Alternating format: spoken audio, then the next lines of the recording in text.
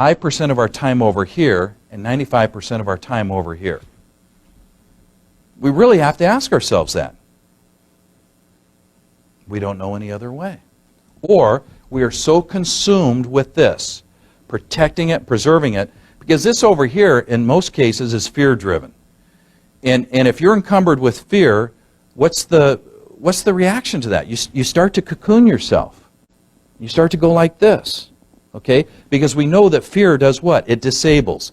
And when we're disabled, we become less aware, and we have less opportunity to make choices, all right?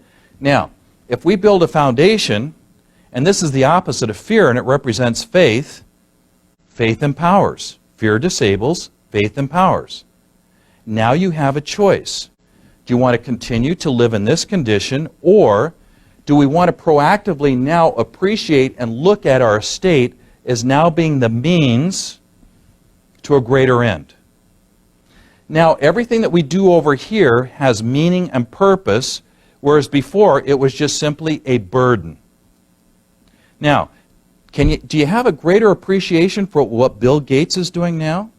He's already announced to Microsoft and the public that in 2 years he's going to be where? Working full-time for his foundation. That's his exit strategy because this is his passion. Microsoft now has become what? A means to a greater end that Bill and Melinda Gates have sat down and have determined for themselves what it is that matters most to them. And it wasn't software. But I think for a great part of his life it was software. And now they're starting to evolve in their thinking because they're starting to process who's going to be the beneficiary of our stuff. And they have freely chose the foundation to be the beneficiary. And they are going to find the cure for AIDS. In fact, 2 days ago, the Bill and Melinda Gates wrote a check out for $500 million to go to the organization in Africa that's treating people for AIDS. And they'd already written a similar check not too long before that. That has become their cause, their passion. Okay? And it's great. Now, what if you, by putting this foundation in place, and let me just say something real quick. The Council of Foundations several years ago came out with a statistic that really surprises a lot of people. Certainly surprises a lot of financial planners, surprises CPAs, surprises attorneys. But the statistic was this. Over 93% of the private family foundations in existence have an asset base of less than $1 million. 93%. And yet you go and you talk to a professional provider, and you know what their first reaction or first response to all of this is when you talk about a foundation? Well, you don't have enough. You're not big enough. You don't qualify. Okay? Now, what did that statistic just tell us? 93% of the private foundations out there have an asset base of less than $1 million. Now, if you're living in California, that represents what? 1 or 2 pieces of property, and you're now in the 7%. Okay? Now, I appreciate the fact that $1 million is still a lot. But they broke it down even further. And the majority of that 93% had an asset base of less than $100,000. Okay? Now, just based on that statistic alone, what does that tell you? Not only is it a lot of benefit, but you know what? The vast majority of the families in this country qualify. As long as they will do what? Just take a little bit of time and determine what their perfect calendar looks like. And that's probably the greatest challenge of all, is simply changing this mental mirror over here as to what the purpose of all of this is and what a future looks like.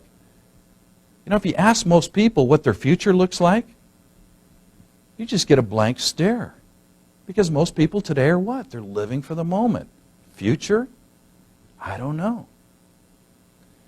But it's really important that we take time to understand what this end looks like. And the more we define it, the more we describe it, the more we articulate it, the more meaning and purpose this has. Particularly if we now know that we have a choice. If I want to take this piece of real estate and I want to sell it and pay the capital gains tax, I can. If I want to recover that capital gains tax and use it as social capital, I can do that as well. I can simply grant or deed the real estate to the foundation. It can be personal property. It can be any property that has an appreciated value. You can donate to the foundation. You can apply it to your 30% deductibility limitation.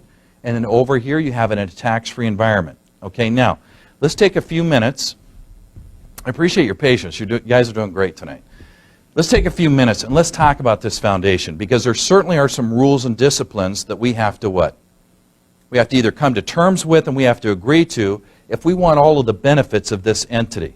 All right? Now, anytime, let's just go through the first, or what I call the do's and the don'ts. Here's your first responsibility, and maybe you remember what it was. But as a trustee of this foundation, and keep in mind that a charitable foundation, a private foundation, by law is a legal individual, but it's handicapped. Can't see, can't talk, can't hear, can't think, and it can't feel. So it requires what kind of individuals to do that for it in its behalf?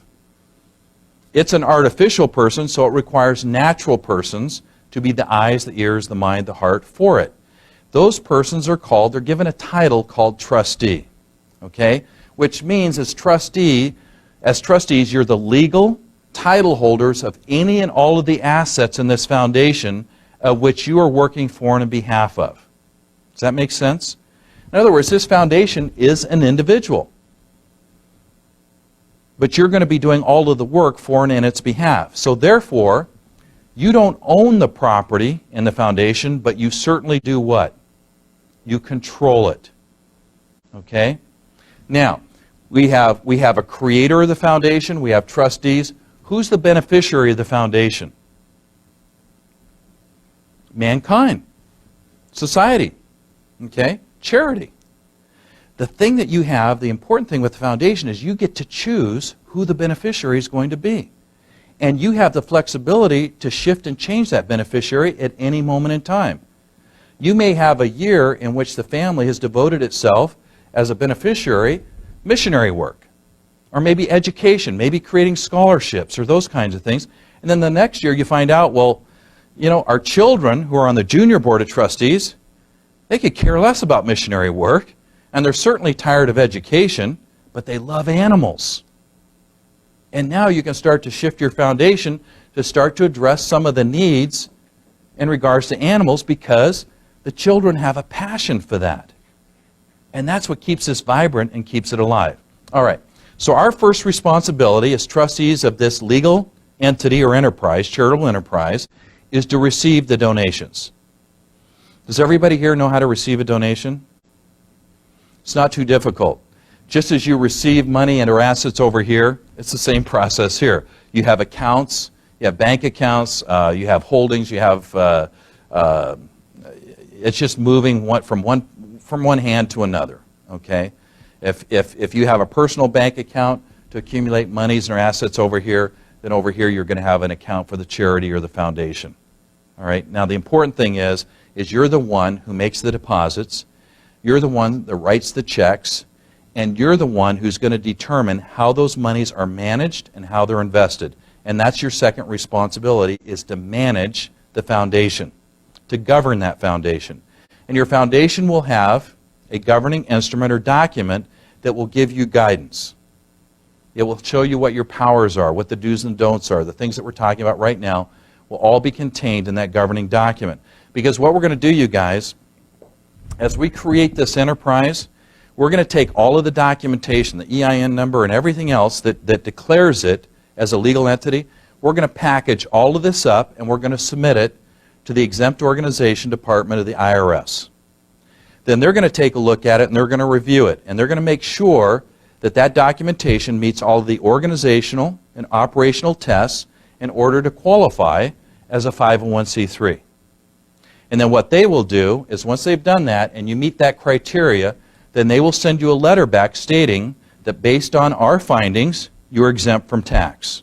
Best letter you're ever going to get. Okay, and you can look at this if you want. All right? But the point is your first responsibility, receive. Number two, manage it. Make sure that you're compliant. And then number three, make sure that you're compliant with what is called the 5% expenditure rule. Okay? And here's what that means. in your foundation, you're going to have what are called investment assets, right? If we sell this piece of real estate for $1 million, and we take that $1 million and we diversify it, and we put it in investment-type vehicles, we do that for what purpose? Why are we taking those monies and investing them? To grow the foundation because we want more social capital, all right? Now, by law, what is required of you is to expend 5% of the net investment value of your foundation on an annual basis. Okay, is everybody clear about that? And we'll go into this in a lot more detail in the workshop, but I want you to be aware of, or at least know what the rules, the do's and the don'ts are, the disciplines, okay? So 5% of the net investment value, all right? So let's say that we go ahead and we have this $1 million, we invest it, and we get a 10% return, all right? So now our net investment value is how much? $1.1 million. What is 5% of $1.1 million? $55,000. This now becomes your expenditure requirement for your foundation. Now notice I use the word expenditure. What does expenditure mean? And sometimes you'll hear the distributive requirement. But what does expenditure mean? Spend. Okay? And again, just think about talking to a 10-year-old and explaining your expenditure. Let's just keep it real simple. The expenditure rule is saying we must spend this much money. Now, we have to spend this much money on what kind of activities? And they give you guidelines on that. The first activity is grants. Okay, so any grants that you make out of your foundation qualifies as part of the 5% distributive requirement or expenditure rule. Okay, 5%. All right? Now, the other is administrative expenses. What's an administrative expense? Do for-profit businesses over here have administrative expenses? Absolutely. Are they tax deductible? Yeah, they're tax deductible. Okay, for the most part, they're tax deductible. Well, over here, we're not looking for tax deductibility. What we're looking for is expenditures that meet the 5%. So, what's an example of an administrative expense? Office help or salaries, rent, office space, utilities, office supplies or materials, computers, travel expense, seminars, workshops. This isn't that, but it's Family Foundations and Law. This is the law book on family foundations, you guys. This is it. It's the best reference book you'll ever have. Just carry it around with you. Simple to read. It's even got some blank pages in there. You can write notes and things. It's the best book you'll ever have. This is it, though. This is the law book on your foundation. Okay? Anybody can master that. All right. But the point I'm trying to make is any grants, administrative expenses, and again, we can go into a lot more detail on that. We'll do that in the workshop. Any program-related investments, we won't talk about that tonight because that's a discussion unto itself. Any set-asides, and any asset purchases are all part of the 5%. Now, what is government saying when they implement this 5% expenditure rule? What they're saying is, look, if you're going to have this tax-exempt charitable enterprise, we expect you to expend or have an operating expense of at least 5%. Okay, now let's go back over to the for-profit side.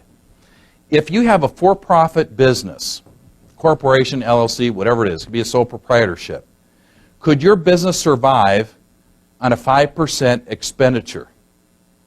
No way. So what the government is asking you over here is not only very modest, but it certainly is very, very reasonable. Because anything beyond that, you get to accumulate and invest and grow tax-free within your foundation. Okay? As long as those investments and that growth is always for what purpose? The purpose that you define in regards to charity. Okay? So, your first responsibility is to receive, second responsibility is to manage, your third responsibility is to make sure that you're complying with the 5% expenditure rule.